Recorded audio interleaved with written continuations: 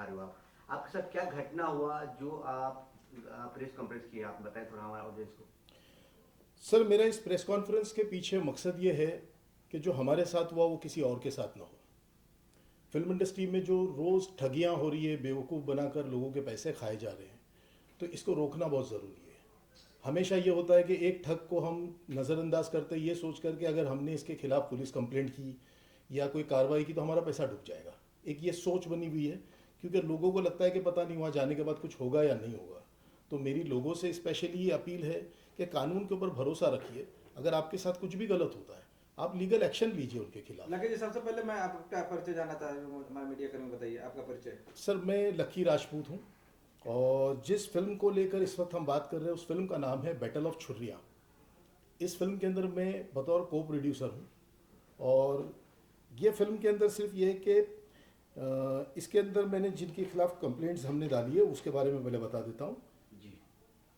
बेलनौर, कैमूर, बिहार का रहने वाला नीरज कुमार सिंह उर्फ रवि सिंह, मुंबई में उसने दूसरा नाम रखा रवि सिंह।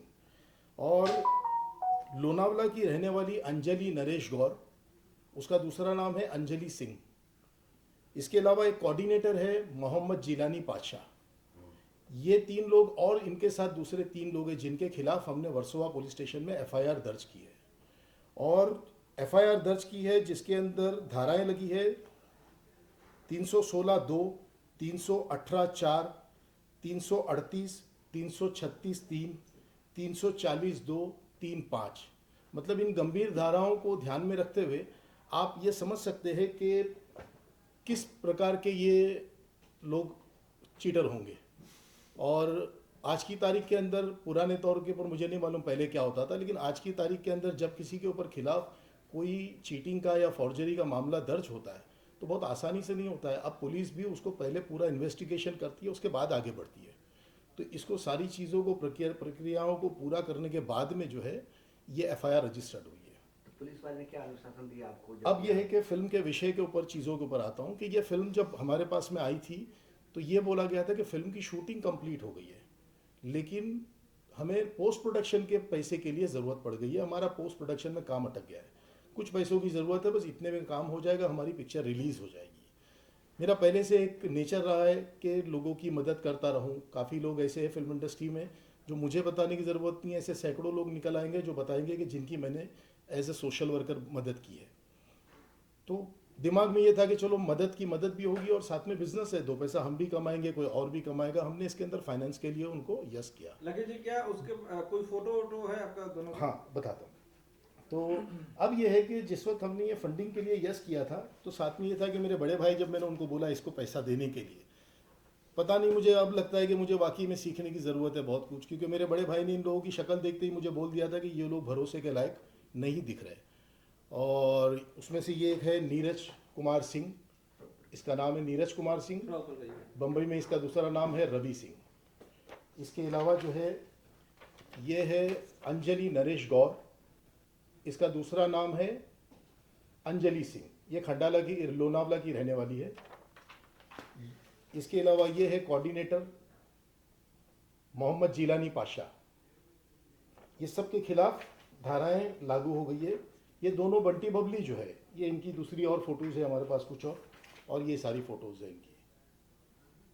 अब ये लोग जो है, इनको फंडिंग के लिए जब हमने यस किया था तो हमारे बीच में एक एग्रीमेंट भी बना। एग्रीमेंट बनाने के टाइम पर यह तय था कि फिल्म की शूटिंग कंप्लीट हो गई है, किसी का कोई पैसा बाकी नहीं है। और जब किसी का कोई पैसा बाकी नहीं तो वो बाकायदा एग्रीमेंट में चीज़ें लिखी गई। जब हमसे इन्होंने कहा कि इस पिक्चर पे हमारे 7 करोड़ रुपए ऑलरेडी पहले से खर्च हो चुके हैं, और जिसमें से 3.5 करोड़ रुपया दुबई से आया है, कैश आया है, हमारे पास बहुत सारे एविडेंसेस है इस बात के। हमने वो सारी चीज़ों को देखा कि पेमेंट इन्होंने लगाया, और अगर इन्होंने कहा कि हमारा सारा पैसा क्लियर है सबके साथ, तो ज़बान के ऊपर कैसे भरोसा करेंगे। तो मैंने प्रोड्यूसर्स के सामने बात ये रखी थी कि आप जो है अगर सबका पैसा दे चुके हो तो उनकी सबकी हमें एनओसी प्रोवाइड कीजिए। इन्होंने हमको सबकी एनओसी प्रोवाइड की, एक्टरों की, टेक्नीशियंस की, वेंडर्स की, और हमने उसके हिसाब से एग्रीमेंट फॉर्मेलिटी पूरी की, इनको पैसा दे दिया। वक्त कटता गया, जो बोला गया था वो समय के साथ चीज़ें हो नहीं रही। कितने साल से हो रही है जी, कितने साल से मामला चल रहा है? सर ये पेमेंट को अभी 1 साल से तो ये इशू क्रिएट हो गया है कि 1 साल जो इनको हमारे एग्रीमेंट के हिसाब से, आपने तो कितना मार्च का साल लास्ट डेट थी। पेमेंट दिए हो, कितने साल हो गए आपको? पिछले 2024 में हमने पैसा दिया था। अब ये हो गया कि जब हमने इनके सामने एक एक चीज़ें लेकर खड़े हो गए और इनके ऊपर फिर हमने अपनी तरफ से वो जिद करके खड़े हो गए कि हमको पिक्चर देखनी है। जब पिक्चर पूरी हो गई तो आप दिखा क्यों नहीं रहे हो पिक्चर, बार बार बेवकूफ़ क्यों बना रहे हो, हर बार टेक्निकलिटियों में उलझा रहे हो, कुछ बहाने कर रहे हो। सर इस बीच वक्त कटता गया और एक एक कैरेक्टर की एंट्री होती गई। मतलब समझ लीजिए जैसे एक पुरानी फिल्म आई थी 26/11, बस उसके जैसा कुछ ड्रामे चल रहे और रोज़ हम बेवकूफ़ बन रहे थे। एक समय के बाद में जो है हम परेशान होकर हमने पुलिस स्टेशन में कंप्लेंट डाल दी। तो उस कंप्लेंट के बाद में फॉलोअप लेने के लिए दोबारा पुलिस स्टेशन पहुंचा तो एक कैरेक्टर की एंट्री हुई जिसने हमारी पब्लिक नोटिस देखकर जो है हमको ये किया था। हमने पब्लिक नोटिस कंप्लीट सिनेमा के अंदर डाल चुके थे जिसमें मेरा मोबाइल नंबर और इसके अंदर मेरी मेल आईडी सब कुछ था। तो उन्होंने मुझे फ़ोन किया, मेरी उनसे मुलाकात हुई तो पता चला कि भाई उन्होंने कंप्लेंट की है। मैंने उनसे पूछा आपने किस बात की कंप्लेंट की है। जब कंप्लेंट के बारे में पूछा तो बोले सर हमारे पैसे नहीं मिले। तो मैंने उनको बोला सर आपने फिर एनओसी क्यों दिया साइन करके जब आपको पैसा नहीं मिला है तो बोले सर हमने कोई एनओसी नहीं दी। मैंने उनको एनओसी दिखाई तो बोले सर ये एनओसी नहीं है, झूठी है, फेक है। फिर एक डाउट हुआ कि कुछ तो गड़बड़ है। हमने वहाँ से इन्वेस्टिगेशन करना शुरू किया, कई लोगों को बुलाया, कुछ को उनके थ्रू बुलाया, कुछ को हमने खुद फ़ोन किया। जो बंदे हमारे टेबल पर आए उन्होंने यही पुष्टि की कि ये एनओसी हमारी नहीं है, ये फेक एनओसी है। तब एक झटका लगा कि हमारे साथ तो फॉर्जरी भी हो गई है। फिर हमने उनके साथ में बैठ के बातचीत रखी प्रोड्यूसर और डायरेक्टर के साथ में कि आपने ये चीटिंग की, क्यों की ऐसी चीटिंग। अब वो चीटिंग क्यों की तो फिर उनके पास कोई जवाब नहीं था। फिर उन्होंने माफ़िया मांगना शुरू की। जो हर चोर हमेशा अपने आप को बाद में मजबूर दिखाता है कि मेरी ये मजबूरी थी इसलिए मैंने ये किया, मेरी वो मजबूरी थी इसलिए मैंने वो किया। लकी जी मैं जानना चाहता हूँ, प्रोड्यूसर राइटर और बॉलीवुड में काफ़ी दिनों से काम कर रहे हो आप, बिन देखे हुए आपकी आवाज़ थोड़ी सी बिन देखे आप प्रोड्यूसर राइटर और बॉलीवुड में काफ़ी दिनों से आप काम कर रहे हो, राइट। अब बिन देखे हुए हम सामान भी नहीं खरीदते हैं, हम रोड पर जाते हैं तो अब बिन देखे हुए करोड़ रुपए कैसे आपने दे दिए?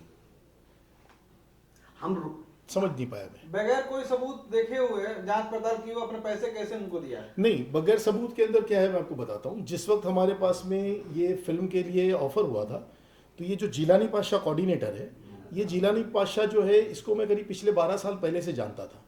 क्योंकि जिस ज़माने में मैं खुद कास्टिंग डायरेक्टर हुआ करता था उस टाइम पर यह था कि इसको मैंने छोटे छोटे रोल दिए थे एक्टिंग करने के लिए। और उसके बाद में एक समय के बाद में जो है ये कोऑर्डिनेटर बन गया। अब ये जब कोऑर्डिनेटर बन गया ये मेरे पास इनको लेकर आया। इनको जब मेरे पास लेकर आया तो मैंने इनसे पूछा भी कि इनको तू कब से जानता है। तो जिलानी पाशा ने बोला सर मैं इनको बहुत पहले से जानता हूँ और शुरू से फिल्म में जुड़ा हुआ हूँ। इस फिल्म का मैं एक सुपरवाइजिंग प्रोड्यूसर भी हूँ। तो मैंने हंसकर उसको ये उस वक्त मजाक भी उसकी किया कि सुपरवाइजिंग प्रोड्यूसर की जॉब प्रोफाइल क्या होती है तुम्हें पता है। बस किसी ने बोल दिया कि मैं जॉब आपको जो है सुपरवाइजिंग प्रोड्यूसर बना दिया हूँ, लेकिन सच में क्या है वो बता दे, तू शुरू से इसमें है। बोले हाँ।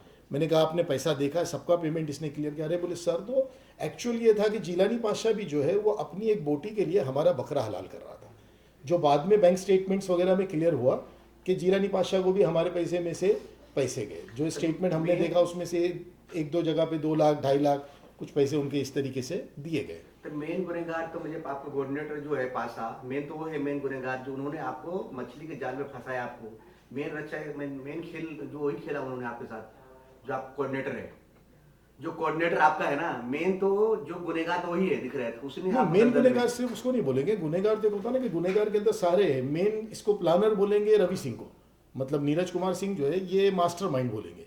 क्योंकि एक होता है ना कि एक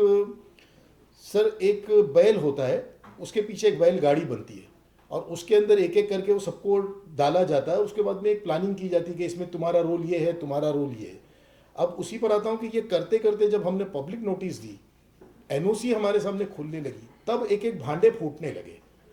कहीं कलाकार मेरे पास वो आए जिन्होंने ये बताया कि 25 से ज़्यादा लोग तो वो है जो इसने नीरज कुमार ने हमारे सामने खुद कबूल किया है। लिखत में हमने उससे कबूल लिया है कि तुमने जो बोला उसको लिखत में क्लियर करो। 25 से ज़्यादा लोग वो है जिनसे पैसे लेकर पिक्चर बनाई गई है। जैसे बाहर से जो लोग आते हैं, कोई बिहार से आता है, कोई पंजाब से आता है, हर इंसान यहाँ कोई ना कोई एक उम्मीद लेकर आता है। हमारी फिल्म इंडस्ट्री के अंदर जो आता है वो कई सपने लेकर आता है सर। उसको लगता है कि मैं जब मुंबई जाऊँगा कुछ बन जाऊँगा, अपने माँ बाप के लिए ये करूँगा, अपने गाँव का नाम रोशन करूँगा। बहुत सारे सपनों के साथ इंसान यहाँ आता है, लेकिन उसको सही लोग मिलते नहीं है। जब सही लोग नहीं मिलते तो उसको नहीं मालूम कि उसको शाहरुख खान साहब के ऑफिस में जाना तो कैसे जाना है, उसको नहीं मालूम कि उसको बड़े बड़े प्रोड्यूसर्स के ऑफिस पे जाना है तो कैसे जाना है, क्योंकि उनको वहाँ एंट्री आसानी से मिलती नहीं है। क्योंकि आपको पहले यही नहीं पता होता है कि आप किस रोल के लिए जा रहे हैं, किस तरीके से जा रहे हैं। तो वो बेचारे पहुँचते कहाँ हैं, वो हमारे फिल्मी चाय के ठेलों पर पहुंचते हैं। और मेरी उन सभी लोगों से ये रिक्वेस्ट है जो मुझे देख रहे हैं, ये चाय के ठेलों पर खड़े रह के काम मत मांगिए। चाय के ठेलों पर आपको कोई काम नहीं देगा, ये हमेशा याद रखिए। ये चाय के ठेलों पर जाके खड़े होते हैं और उस चाय के ठेलों के ऊपर इनको मिलता कौन है? इनको मिलता है एक ठग। वो ठग जो मिलता है खड़ा हुआ, ये नहीं कहूँगा कि सारे के सारे ठग खड़े होते हैं, लेकिन ज़्यादातर ठग होते हैं। जेन्युइन लोग गिने चुने होते हैं जो बेचारे सच में चाय पीने आते हैं और उसी बीच कहीं बात होगी तो बात हो रहा है। लेकिन ज़्यादातर ठग लोग मिलते हैं और वो ठग लोग इनको ड्यूटी क्या देते हैं? इनके बीच दो लोग मिलकर बातचीत शुरू करते हैं। अरे तुम्हारी वो फिल्म बन रही है ना, तो उसका क्या हुआ, इसका क्या हुआ। इनके कान खड़े होते हैं, ये सोचते ये काम का आदमी है, ये शायद हमें काम दिलाएगा। जबकि वो जो आदमी बड़ी बड़ी बातें कर रहा है, बड़ी बड़ी फेंक रहा है, सर उसके पास में कुछ भी नहीं है। ये वो लोग हैं जो खुद यहाँ एक्टर बनने आए थे, इनका काम नहीं हुआ। जैसे ये जिलानी पातशाह है, ये भी तो यहाँ एक्टर बनने आया था, मैंने उसको 4-5 बार काम दिया था, छोटे मोटे रोल। अब कोई बड़ा काम नहीं मिला, कुछ अच्छा काम नहीं मिला, तो धंधा शुरू किया ठगी का कि इसको पकड़ो, इसका काम ये कराएंगे तो हमको ये पैसा मिलेगा। आप कैश दिए थे पैसा या ट्रांसफर किए थे पैसा जो आपने दिए थे? हाँ सर, तो पैसे जो दिए थे आपने कैश दिए थे? नहीं, हमने या वाइट ट्रांसफर पेमेंट किए थे? ट्रांसफर किया है, वाइट अच्छा, ट्रांजेक्शन इस से। फिल्म वो में- सारी इस चीज़ें फिल्म हमने में लीगली। इस फिल्म में कलाकार कौन कौन है?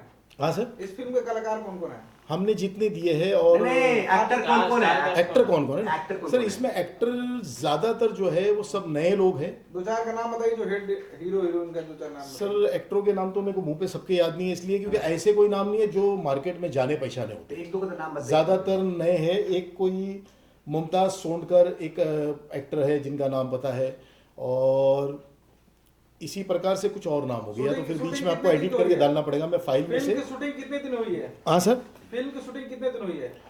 सर फिल्म की शूटिंग तो एक ज़माने से हो ही रही है, और वो शूटिंग मेरे ख्याल से कभी ख़त्म ही नहीं हुई, और शायद होगी भी नहीं, ऐसी समझ लीजिए। अच्छा। मैं आपको कुछ एक्टर के नाम मेरे एग्रीमेंट के अंदर है वो दिखा देता हूँ। मेरे पास बहुत सारे नाम उसके अंदर आपको मिल जाएंगे जो मैंने एग्रीमेंट में डाले थे उस हिसाब से।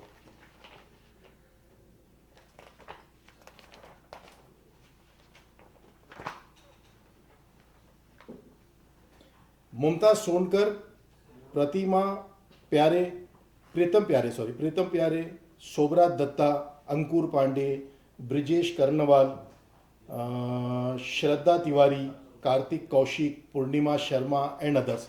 इस तरीके से इसमें काफ़ी एक्टर लोग हैं, और इसमें से जो नाम मैंने लिया इसमें से कुछ लोग वो भी है जिन्होंने पुलिस स्टेशन में अपने स्टेटमेंट्स भी रिकॉर्ड कराए कि हाँ सर ये एनओसीज जो दी गई है ये फेक है।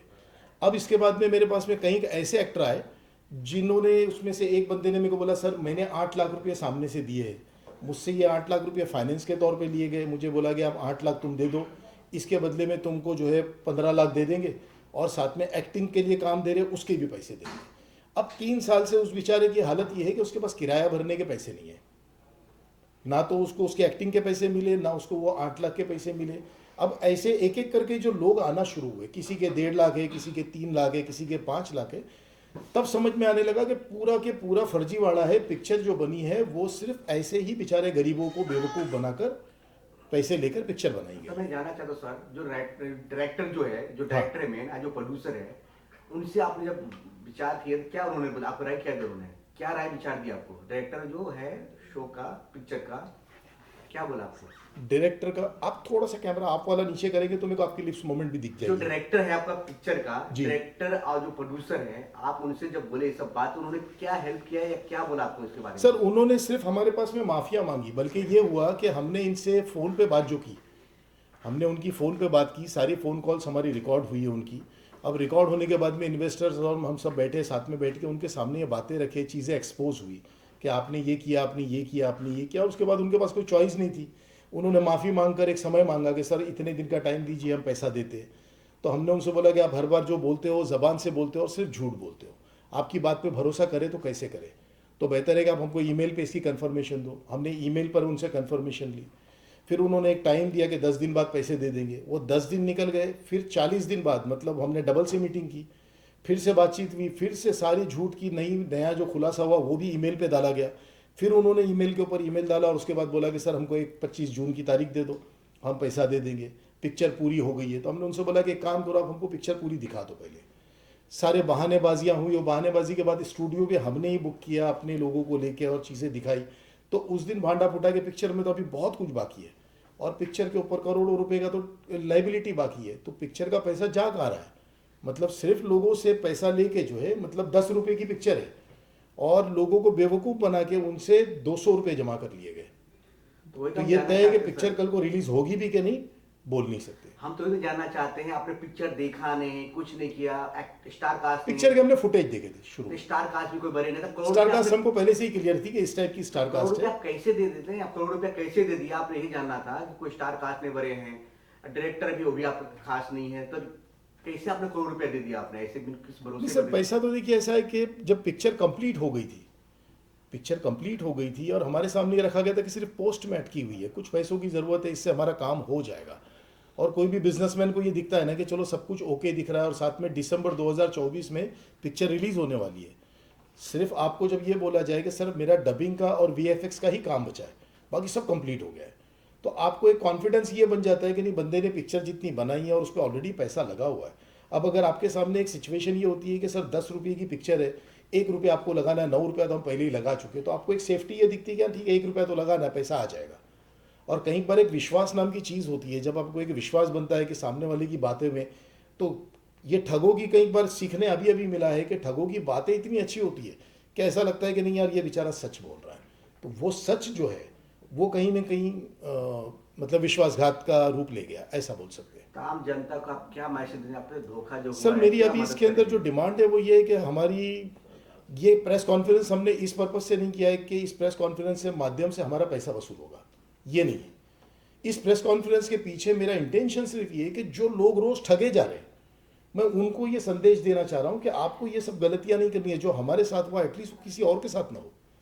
इंपॉर्टेंट चीज़ ये, क्योंकि ऐसे लोगों के पीछे कार्रवाई नहीं करेंगे तो ये चोर तो रोज बढ़ते ही रहेंगे बाजार में और ख़त्म ही नहीं होगा ये सिलसिला। आप ये समझ के चलिए ऐसे कहीं के लोग हैं, हमने ये कोई पहला प्रोजेक्ट नहीं है हमारा, हमने इसके पहले भी ऐसे कहीं प्रोजेक्ट किए जिसमें से कहीं प्रोजेक्ट के अंदर हम ठगे भी गए, लेकिन वो हमें एक्सपीरियंस के तौर पे मिलते गए। पहली बार जाके मैं एग्रेसिव हुआ कि नहीं, मैं आप पब्लिक को मैसेज दूंगा कि इस तरीके के जो ठग लोग हैं इनके खिलाफ कार्रवाई की जाए। वरना होता क्या है कि हम बैठे रहते कि इंतजार में कि नहीं ये होगा आएगा। ऐसे ही हमने एक तमिल चैनल के टीवी शो था कलर्स चैनल का, उसमें भी हमने पैसा दिया था, सामने प्रोड्यूसर ने हमारे साथ चीटिंग कर गया लास्ट में। आखिरी के अंदर क्या हुआ, एक टाइम देता गया, चेक देता गया, फिर चेक बाउंस होते गए, फिर समय देता गया, करते करते 2-2 साल निकाल लेते। उसके बाद ये होता ना कि एक चीता ठंडी हो चुकी होती है, उसके बाद आपको भी लगता है यार अब क्या इसके पीछे लड़े।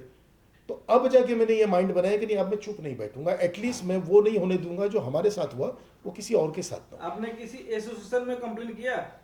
हमने हमारी एसोसिएशन है इंपा एसोसिएशन, उसमें भी शिकायत दर्ज कर दी और हमने हमारी फिल्म इंडस्ट्री की कई एसोसिएशनों को कंप्लेंट भेज दी है और आपके माध्यम से भी जहाँ तक नहीं पहुँची है वो कहूँगा कि उनको भी पहुँचे कि इस प्रकार के जो लोग हैं इनके ऊपर प्रतिबंध लगाया जाए।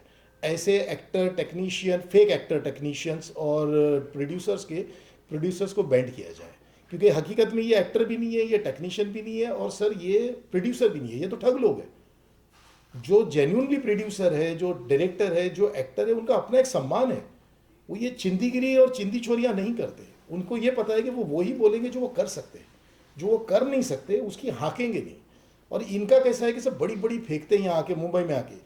इनके पास में घर में जो है ना सर ढंग की चादर नहीं है ओढ़ने के लिए, लेकिन ये मुंबई आकर आपके सामने बड़ी बड़ी फेंकते हैं। वहाँ इनकी बहुत बड़ी हवेली है, इनका ताज है, ये है वो है, और हम बातों में आ जाते हैं और हमको लगता है कि यार मरता क्या नहीं करता, यही मुझे पार कराएगा। अभी ये जो बंटी बबली जिसकी चर्चा कर रहे हैं, ये दोनों है कहाँ अभी? सर बंटी बबली फिलहाल तो मुंबई के अंदर ही है, लेकिन अभी नए कानून के हिसाब से बहुत सारे प्रोटोकॉल्स आ गए।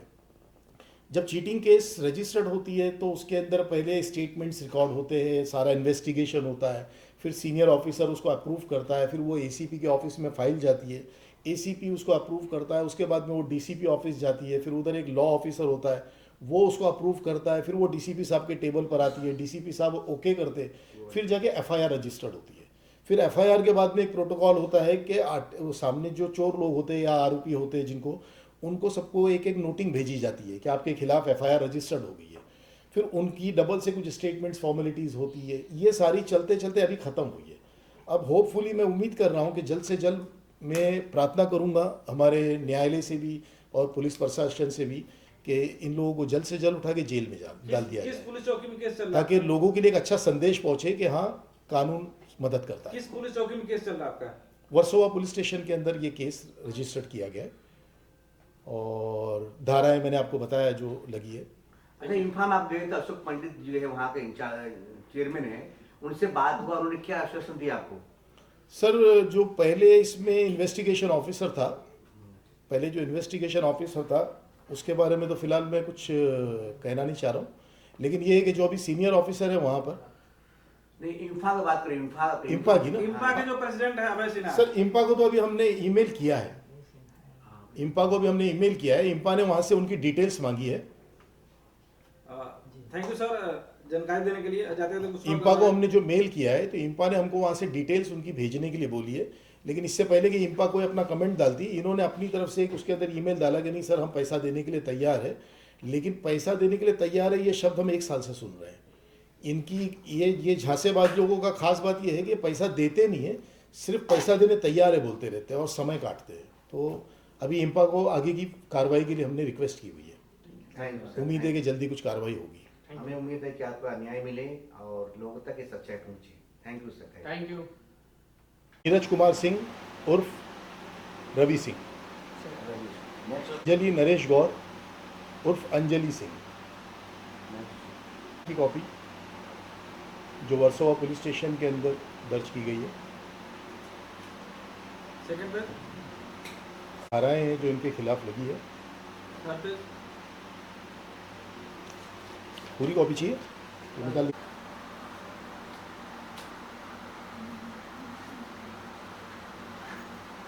आपको लगता है कानून के ऊपर भरोसा रखिए और आगे बढ़िए, उनके खिलाफ कंप्लेंट कीजिए यदि आप सक्सेस जाती हैं।